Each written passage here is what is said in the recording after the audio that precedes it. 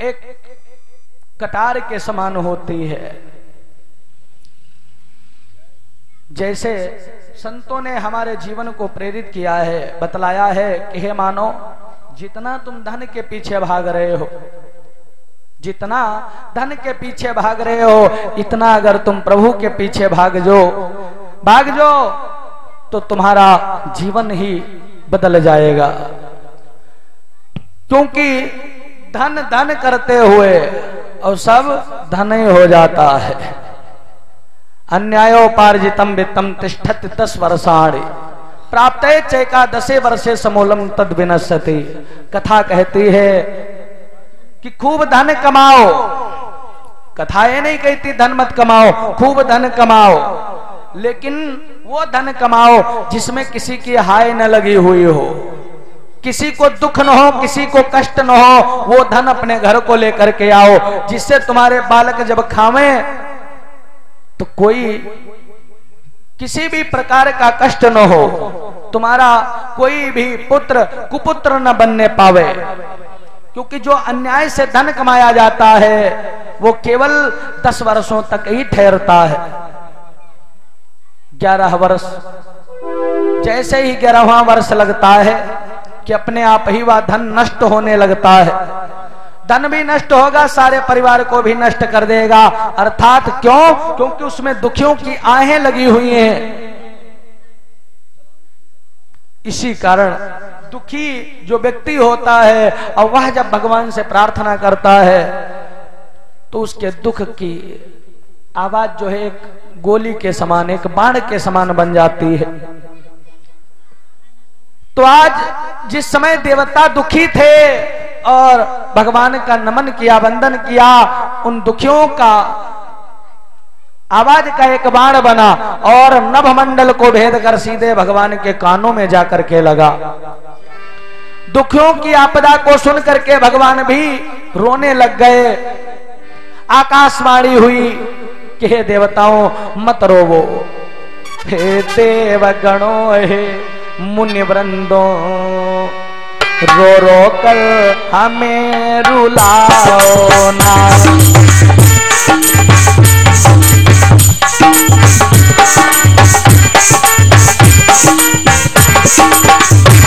हे देवगणों, हे मुनि वृंदों, रो रो कर हमें रुलाओ ना। हे वसुंधरे निश्चिंत रहो, अब जाता कथा सुनाओ ना।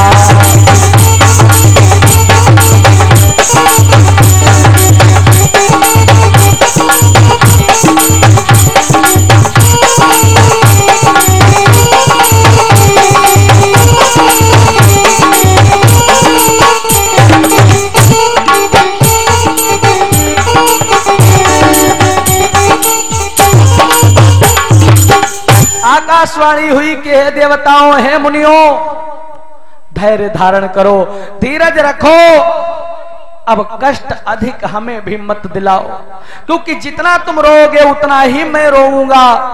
तुम तो जानते हो कि मैं सदैव अपने भक्तों की रक्षा करता हूं। किस प्रकार भगवान रक्षा करते हैं? कराऊं सदा तीन रखवारी,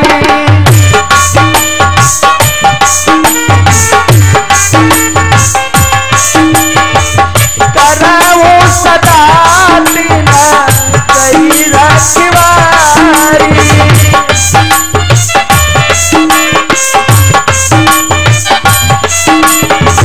जिमी बाला करा खई महधारी।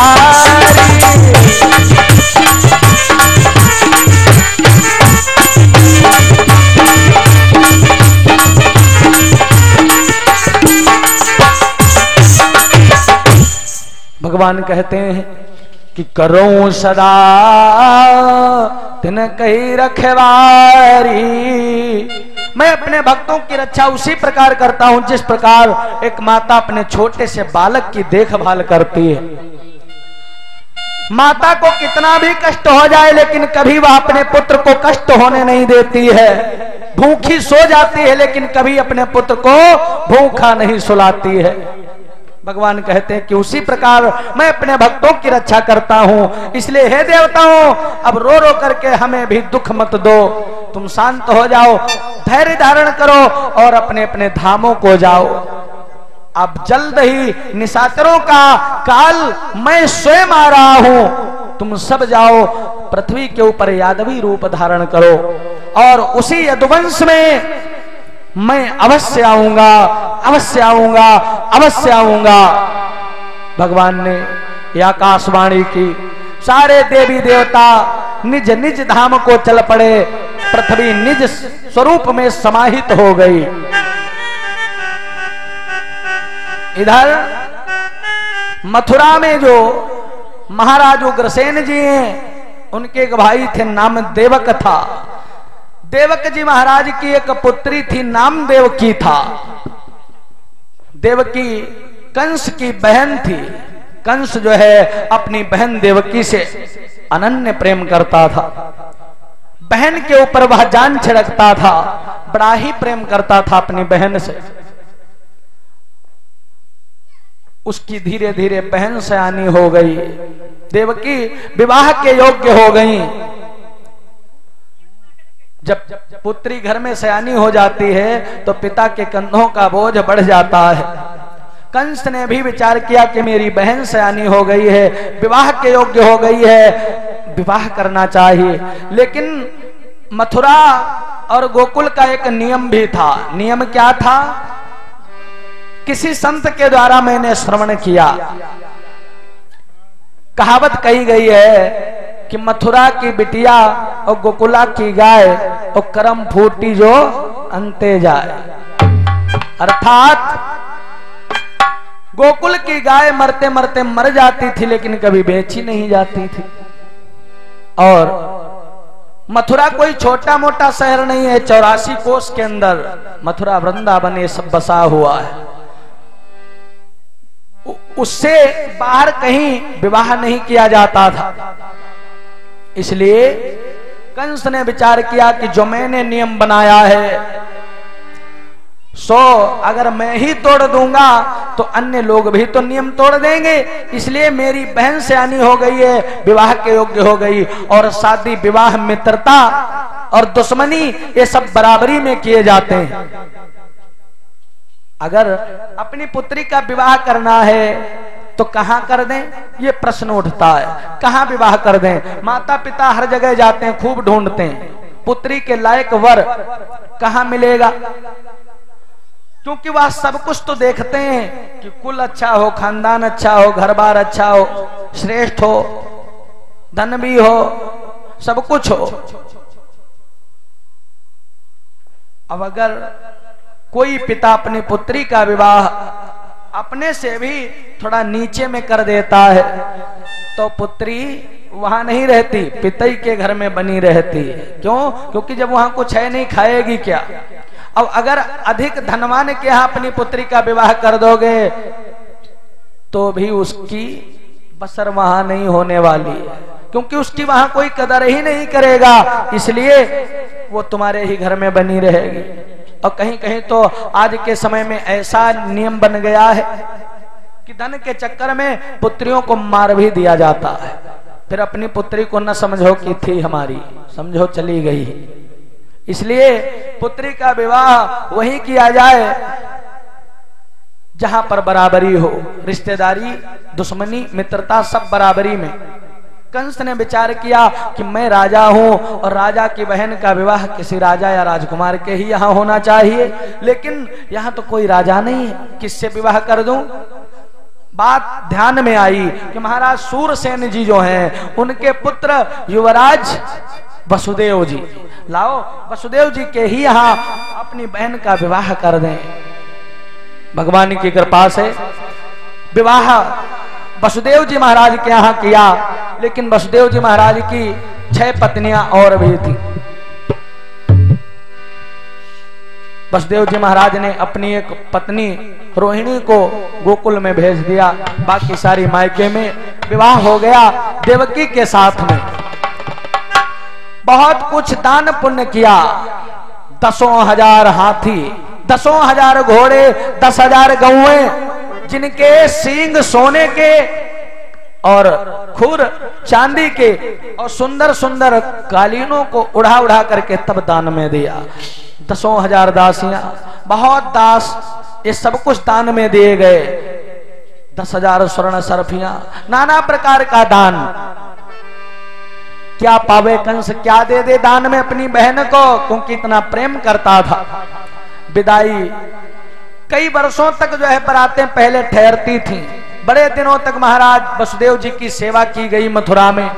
एक दिन वसुदेव जी महाराज चलने के लिए उद्यत हुए, कंस ने बार बार रोका कि बहनोई जी और कुछ दिन ठहर जाओ और कुछ आनंद हो जाए और आपकी सेवा कर लूं। लेकिन वसुदेव जी बोले कि अब समय नहीं है, अब हमें चलने दो।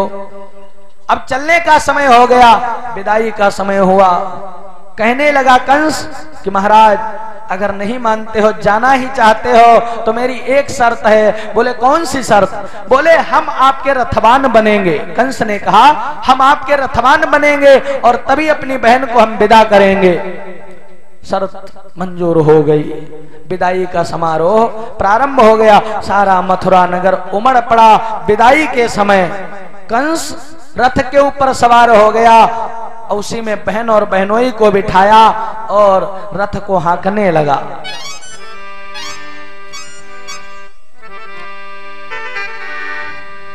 रथ में देवकी जा रही थी, पीछे से एक रिसाला था।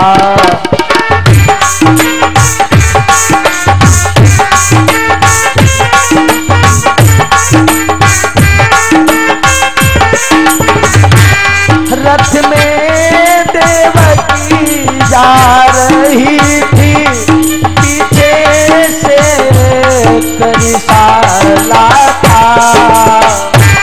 रथ के पीछे वह कंसराज वसुदेव कुंवर का साला था।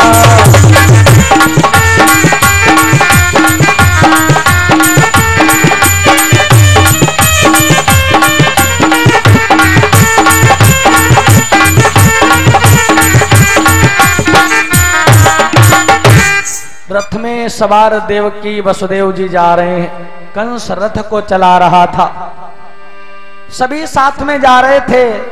अचानक आकाश में बिजली के समान गड़गड़ाहट हुई, प्रकाश हुआ। सबके मन एकाग्र हो गए, चकित हो गए कि यह क्या। इतने में आकाशवाणी होती है कि ऐ कंस इतना मत फूल, ये फूल एक दिन कुम्हला जाएगा। और सुन, जिस बहन देवकी से तू इतना प्रेम करता है, एक दिन तेरी इसी बहन के द्वारा जन्मने वाली 8वीं संतान तेरा काल बन जाएगी। और सुन, वही तुझे मिट्टी में मिला करके और तब छोड़ेगी। अब तो जैसे कंस ने सुना तो कंस, दुष्ट कंस का हृदय यकाएक डोल गया। उसने सोचा क्या कि मेरी बहन और मेरी बहन से जन्मने वाली 8वीं संतान ही मेरा काल बनेगी। ऐसा तो होने ही नहीं दूंगा। मैं कभी नहीं मर सकता, मुझे कोई नहीं मार सकता, इसलिए मैं अपनी बहन को ही मार डालूंगा। कंस ने रथ को रोक कर और झट अपनी तलवार को निकाल लिया और खड़ा हो गया और दौड़कर आज देवकी को पकड़ लिया और रथ के नीचे पटक दिया। अब जैसे ही देवकी को रथ के नीचे पटक दिया और तलवार चलानी चाहिए कि वसुदेव जी महाराज ने पकड़ लिया। ठहर जाओ राजन, ये क्या करते हो? अरे मर्दाना बाना रखते हुए एक स्त्री के ऊपर हाथ चला रहे हो, एक अबला को मारने जा रहे हो, और वो भी अपनी बहन को, जिससे तुम इतना प्रेम करते हो, जिसके बिना तुम एक पल नहीं रह सकते। वसुदेव जैसे इतना बोले, कंस कहने लगा कि हे बहनोई जी, देवताओं ने क्या कहा है, क्या आपने सुना नहीं उस आकाशवाणी को? वसुदेव जी बोले कि मैंने भी सुना है, मैंने भी सुना है, लेकिन सब बातें सत्य नहीं होती। छोड़ दो अपनी बहन को, ये तुम्हारी बहन ही नहीं हमारी धर्म पत्नी भी है। कंस ने कहा कि हट जाओ बहनोई जी, मेरी आंखों में क्रोध की ज्वाला जल पड़ी है, ना तो रहेगा बांस और ना बजेगी बांसुरी, ना ही रहेगी मेरी बहन और ना ही होगा हमारा कोई शत्रु, इसलिए मार डालूंगा इसे। वसुदेव जी कहने लगे ठहर जाओ राजन, एक उपाय है कि तुम्हारी बहन भी बच जाएगी और तुम्हारा शत्रु भी मारा जाएगा। कौन सी उपाय है, बतलाओ बहनोई जी। वसुदेव जी बोले कि मैं प्रणवादी हूं, मैं तुम्हें वचन देता हूं, त्रिवाचा देता हूं कि देवकी से जन्मने वाली जितनी भी संतानें होंगी, मैं सारी संतानों को तुम्हें दे दूंगा, ये मेरा प्रण है। कंस ने कहा ऐसे कैसे मान लूं? वसुदेव जी महाराज ने त्रिवाचा भर दिया, बोले अब ठीक है, जितनी भी संतानें जन्मेंगी मैं सब तुम्हें अर्पण कर दूंगा। कंस ने कहा कि महाराज इसका क्या पता कि तुम हमें अर्पण ही कर दोगे, इसलिए जब तक संतानों का जन्म नहीं हो जाता तुम्हें हमारी जेल में रहना पड़ेगा। मंजूर हो गया वसुदेव जी महाराज को। वसुदेव देवकी को कंस ने जेल में डाल दिया। पहरेदार और दासियां फाटक आदि लगवा दिए, ताले डलवा दिए, हाथों में हथकड़ी, पांवों में बेड़ियां डलवा दी। आज बंधुओं इस प्रकार वसुदेव देवकी जेल के अंदर डाल दिए गए। वसुदेव और देवकी का पूर्व जन्म क्या है, ये पूर्व जन्म में कौन थे, थोड़ा वो कथा श्रवण करें। बहुत समय पहले पूर्व जन्म में एक महाराजा सुतपा जी रहते थे और रानी का नाम प्रसनी था। राजा सुतपा, रानी प्रसनी ने भगवान की तपस्या की, घोर तपस्या की। 10,000 वर्ष व्यतीत किए तपस्या करते करते, सारे शरीर सूख कर कांटे के समान हो गए। तब भगवान प्रसन्न हुए और उन्हें वरदान देने के लिए आए और बोले कि हे भक्त जागो, आंखें खोलो, हम तुम्हें वरदान देने के लिए आए हैं, मांगो, क्या मांगना चाहते हो, जो चाहते हो सो मांग लो। राजा सुतपा रानी प्रसनी ने कहा कि महाराज अगर देना ही चाहते हो तो हमें अपने समान पुत्र दे दो। तो भगवान ने विचार किया कि मेरे समान तो संसार में कोई नहीं है, मैं अपने समान पुत्र कहां से दूंगा। भगवान कहते हैं कि अगर किसी की इच्छा मैं पूर्ण न कर पाऊं तो उसके बदले में 3 गुना वस्तु देता हूं, अर्थात मेरे समान कोई नहीं है, मैं अपने समान पुत्र नहीं दे सकता, इसलिए हे माता मैं ही तुम्हारा पुत्र बनूंगा, वो भी 1 जन्म नहीं 3 जन्मों तक हम तुम्हारे पुत्र बनेंगे। तो भगवान का जन्म कुछ समय के बाद महाराजा सुतपा और रानी प्रसनी के यहां पर हुआ। तब भगवान प्रसनी गर्भ के नाम से जाने गए। तो बोलो प्रसनी गर्भ भगवान की जय हो। राजा सुतपा और रानी प्रसनी का दूसरा जन्म कश्यप और अदिति के स्वरूप में हुआ। एक दिन कश्यप जी महाराज यज्ञ करने के लिए उद्यत हुए और जब यज्ञ के लिए उद्यत हुए तो देवताओं में एक वरुण महाराज रहते हैं, वरुण देवता जो जल के स्वामी कहलाते। उनके यहाँ पर एक कामधेनु गाय थी। कामधेनु गाय से सर्वस्व पूर्ण हो जाता, जो चाहो मिल जाए, वो कामधेनु गाय है। स्वामी जी ने भी रामचरितमानस में कामधेनु दर्शाई है। तो कामधेनु गाय को कश्यप जी महाराज गए मांग लाए वरुण देव से कि हमें यज्ञ पूर्ण करनी है, इसलिए हमें आप अपनी गाय दे दें। तो गाय ले करके और आए, अपनी यज्ञ को पूर्ण कर लिया। लेकिन यज्ञ के पश्चात उन्होंने गाय वापस नहीं की। अच्छा विचार करो, किसी से आप 10,000 रुपए उधार ले आओ और उसके बाद में अपना काम चला लो और फिर कह दो कि भाई अब हम जो है पैसे वापस ही नहीं करेंगे, तो ऐसा कहाँ हो सकता है कि तुम पैसे न वापस करो। वो पैसे अपने ले लेगा, भले ही तुमसे लड़ाई झगड़ा हो जाए। तो उसी प्रकार आज वरुण जी महाराज की जब गाय नहीं लौटाई गई तो वरुण देव कश्यप महाराज के यहाँ आए और बोले कि हमारी गाय को वापस कर दो। कश्यप जी ने कहा कि अब हम गाय वापस नहीं करेंगे। वरुण जी ने श्राप दे दिया कि जाओ कश्यप, जिस प्रकार तुमने हमारी गाय को अपने यहां बंदी बना करके बांध लिया है, तो अगले जन्म में तुम भी बंदी बनाए जाओगे और तुम्हारे 2 विग्रह स्वरूप प्रकट होंगे। सुनो, इस प्रकार बंदी बनाए जाओगे और दूसरे स्वरूप से इसी गाय की सेवा करते करते तुम्हारा जीवन बीत जाएगा।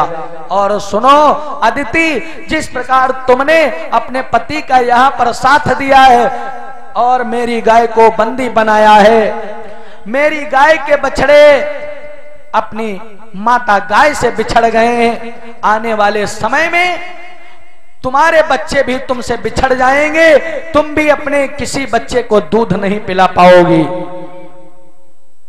ये श्राप दे दिया और कहा तुम भी 2 स्वरूपों में प्रकट होवोगी, एक से इसी गाय की सेवा करोगी, दिन रात इसी में लगी रहोगी, और एक से इसी प्रकार तुम भी बंदी बनाई जाओगी।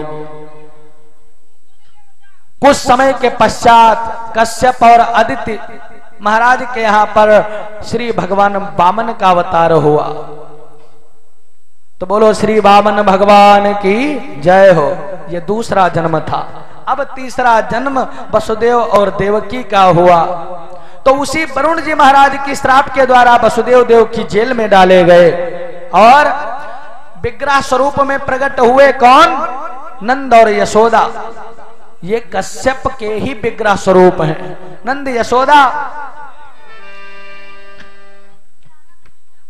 बोलो सच्चे दरबार की जय हो। तो बंधुओं, धीरे धीरे समय बीता और महाराज वसुदेव जी और देवकी माता के यहां प्रथम पुत्र का जन्म हुआ जेल के अंदर। और जब प्रथम पुत्र का जन्म हुआ तो वसुदेव जी महाराज ने सारा मोह त्याग दिया, अपने पुत्र को लेकर के और कंस के दरबार को गए। द्वारपालों के पास जैसे ही पहुंचे, द्वारपालों ने महाराज कंस को जाकर के ये खबर की कि महाराज वसुदेव कुंवर आए हुए हैं और वह द्वार पर खड़े हुए आपसे मिलना चाहते हैं। कंस ने कहा उन्हें आदर समेत अंदर लेकर के आओ। वसुदेव जी को अंदर ले जाया गया। वसुदेव को देखते ही कंस खड़ा हो गया और बोला, क्या हो बहनोई जी, आओ। वसुदेव जी पहुंचे और बोले कि महाराज, मेरा यह प्रथम पुत्र है, आपका काल है, ये मेरा प्रथम पुत्र है, आप इसे ले लें। मैंने जो आपको वचन दिया था वो मैंने पूर्ण किया। प्रणवादी वसुदेव को देख करके कंस का हृदय डोल गया और वह दया दिखाने लगा। देखा एक छोटे से बालक को, कहने लगा कि ये तो एक छोटा सा बालक है, मांस का लोथड़ा है, तो इसने मेरा क्या बिगाड़ा है? ये मेरा शत्रु है। देवताओं ने तो कहा था तुम्हारा शत्रु तुम्हें मार डालेगा, ये हमें क्या मारेगा? इसलिए बहनोई जी ले जाओ इसे, ये तो आपका प्रथम पुत्र है और हमारा काल तो आपका 8वां पुत्र होगा, इसलिए इसे ले जाओ। वसुदेव जी ने जैसे ही अपना पुत्र पाया तो वह चल पड़े, लेकिन भैया भगवान श्री नारायण जी के मन नारद जी हैं और प्रभु की इच्छा अनुसार नारद जी महाराज चल पड़े भगवान का गुणगान करते हुए। श्रीमन नारायण नारायण नारायण,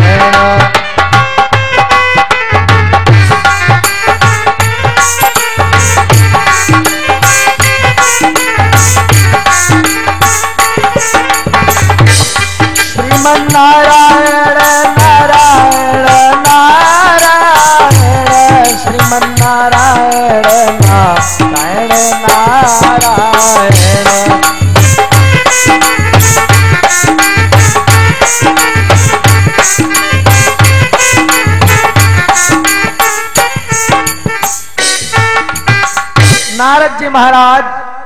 बीड़ा में झनकार भरते हुए भगवान का गुणगान करते हुए कंस के दरबार को आए। और जाते ही जैसे ही नारद जी को देखा, कंस ने बड़ा स्वागत किया कि आओ देव ऋषि, आओ विराजो। खूब स्वागत किया, सम्मान किया। नारद जी बैठे ही बैठे विचार करने लगे कि अगर ये दुष्ट इसी प्रकार दया दिखाता गया तो इसके पापों का घड़ा नहीं भरेगा, तो भगवान का अवतार नहीं होगा, अत्याचार नहीं मिटेगा। इसलिए लाओ कुछ व्यवस्था कर दूं। इसलिए नारद जी महाराज कहने लगे कि हे कंसराज, तुमने अपने शत्रु को छोड़ दिया। कंस ने पूछा कि देव ऋषि नारद जी, मैंने कौन से शत्रु को छोड़ दिया? नारद जी महाराज बोले, ओ कंसराज शत्रु को छोड़ बैठा आनंद मनाता है।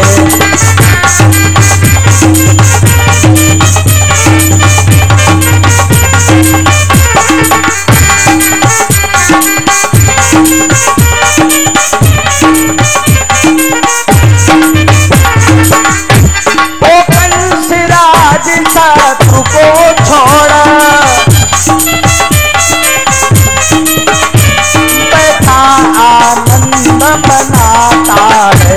सच है जब चतुर चूकता है, तब तीन ठोकरे खाता है।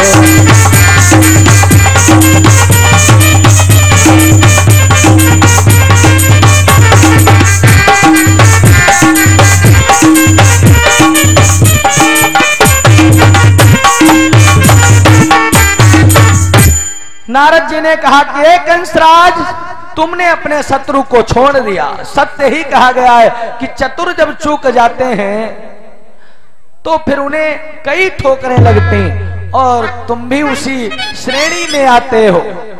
कौन से शत्रु की बात कर रहे हो मुनि श्रेष्ठ?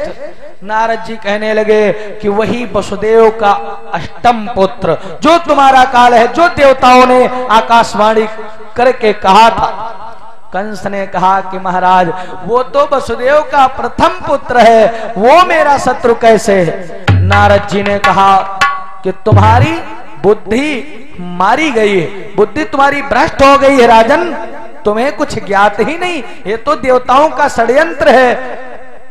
राजन, अपने इस दरबार में एक अष्ट कमल मंगवा सकते हो। कंस ने कहा, अवश्य मुनि श्रेष्ठ, अभी लो। आज्ञा दी कि जाओ एक अष्ट कमल लेकर के आओ। एक सिपाही गया, अष्ट कमल लेकर के आया। नारद जी ने कहा कि राजन, अब इस अष्ट कमल में गिनती लगाओ, कौन पहली है और कौन आठवीं है। कंस ने गिनना प्रारंभ किया। नारद जी ने कहा गिनो। कंस गिनने लगा, 1 2 3 4 5 6 7 8। बोले ये आठवीं है। अब यहां से गिनो तो ये पहली, तो जो पहली गिनोगे उसके बाद वाली आठवीं, ये पहली गिनोगे तो ये आठवीं, ये पहली गिनोगे तो ये आठवीं, और ये पहली गिनोगे तो ये आठवीं, ये पहली गिनोगे तो ये आठवीं। जो भी गिनो उसके बाद वाली आठवीं, चाहे इधर से गिनो चाहे उधर से गिनो। विनाश काले विपरीत बुद्धि। नारद जी ने बुद्धि भ्रष्ट कर दी, और विनाश काल जब व्यक्ति का आता है तो बुद्धि काम भी नहीं करती है। सिपाहियों को दौड़ाया कि जाओ वसुदेव कुंवर के उस पुत्र को छीन करके लाओ। आज सिपाही दौड़े, वसुदेव जी से उस पुत्र को छीन करके लाए।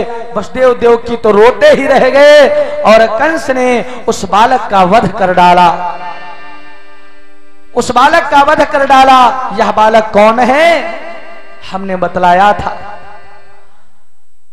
कि ये बालक पूर्व जन्म में ब्रह्मा जी के यहां 6 देवता रहते थे, ब्रह्मा जी के दरबार में रहते थे। एक दिन ब्रह्मा जी का उपहास किए तो ब्रह्मा जी ने श्राप दिया कि जाओ दुष्टों, तुम राक्षसों के कुल में उत्पन्न हो जाओ। लेकिन अब वह क्षमा मांगने लगे ब्रह्मदेव से कि प्रभु क्षमा कर दो। तो ब्रह्मा जी ने क्षमा तो किया, बोले कि जाओ तुम्हें तुम्हारा जन्म स्मरण रहेगा, याद रहेगा, इसलिए तुम भगवान की भक्ति करोगे, तुम्हारा उद्धार हो जाएगा।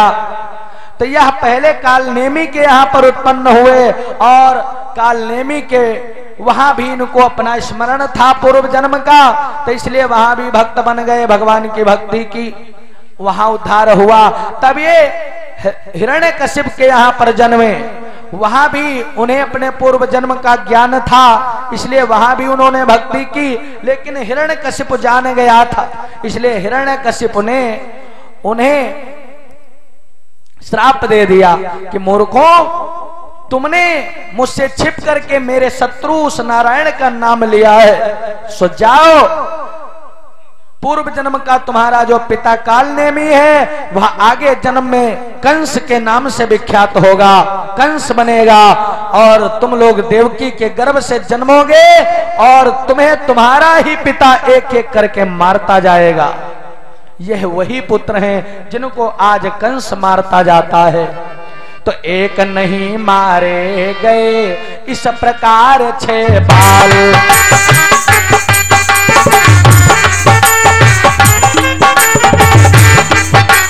एक नहीं मारे गए इस प्रकार 6 बाल, आगे कहना है हमें हरि माया का हाल।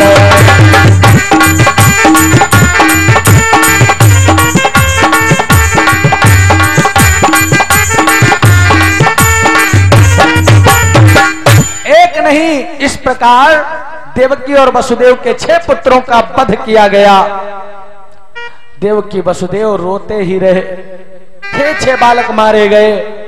अब 7वें गर्भ का जब समय आया तो वहां बैकुंठ धाम में भगवान श्री नारायण जी ने शेषनाग से कहा कि सुनो, अब तुम जाओ माता देवकी के गर्भ में, क्योंकि अब तुम्हारा समय आ गया है जाने का। तो शेष जी महाराज बोले कि प्रभु मैं कैसे जाऊं, क्योंकि अगर मैं पहले जाऊंगा तो बड़ा बन जाऊंगा, इसलिए मैं आपकी सेवा नहीं कर पाऊंगा प्रभु, तो इसलिए मुझे छोटा बनाओ, मैं आपकी सेवा करूंगा। भगवान ने कहा कि सुनो, जब त्रेता युग में हम राम थे और तुम लक्ष्मण थे, तो उस समय कई कारणों बस कई बातों में तुम हमें रोकना चाहते थे, लेकिन छोटे होने की वजह से तुम हमें आज्ञा नहीं दे पाते थे। इसलिए तुम्हारा यही मंतव्य रहता था कि अगर आज मैं बड़ा होता तो आज अपने भैया को रोक लेता, आज भैया को रोक लेता। इसलिए वो समय याद करो, तभी मैंने तुम्हें ये वरदान दिया था कि इस बार जब अगला जन्म कभी होगा, जब कभी अवतार होगा, तो हम तुम्हें बड़े बनावेंगे। सो आज समय वही आ गया है, तुम जाओ माता देवकी के गर्भ में। शेष जी महाराज को भेजा। शेष जी माँ देवकी के गर्भ में आए। 7वां गर्भ जब माता देवकी ने धारण किया, भगवान ने अपनी माया को भेजा और कहा कि जाओ, जो देवकी का 7वां गर्भ है उसे खींच करके और वसुदेव की जो दूसरी पत्नी गोकुल में रोहिणी के नाम से रहती उसके गर्भ में डाल दो। यही किया माया ने। और इधर कंस और वसुदेव जी महाराज ने समझा कि देवकी का 7वां गर्भ खंडित हो गया। समझे खंडन मात्र ही उसे कंस वसुदेव, इधर रोहिणी उधर से प्रगटे श्री बलदेव। वसुदेव और कंस ने तो समझा कि देवकी का 7वां गर्भ खंडित हो गया, लेकिन उसी गर्भ के द्वारा माता रोहिणी के गर्भ से श्री बलदाऊ जी का जन्म हुआ, अवतार हुआ। तो बोलो श्री बलदाऊ भैया की जय हो। कुछ समय के पश्चात मां देवकी ने 8म गर्भ को धारण किया, और जब 8म गर्भ को धारण किया तो बंधुओं, कंस को जिस समय पता चला कि बहन देवकी ने 8म गर्भ को धारण किया है, तो उसने सारी व्यवस्थाओं को करना प्रारंभ कर दिया। जेल की दीवारों को ऊंचा कर दिया, फाटक डबल लगवाए, ताले डबल डलवाए और सिपाही कई बिठाए, दूतियां बिठाई कि कहीं मेरा शत्रु अगर जन्मे तो बच न जाए। भैया अर्पित जी।